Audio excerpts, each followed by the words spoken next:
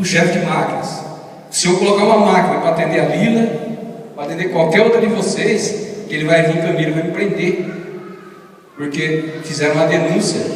Porque hoje o município de Cambira tem uma frota de máquinas, Cristóvão, que o município de Apucarana, para lá, do prefeito, há poucos dias, tem inveja do maquinário que Cambira tem. Tá?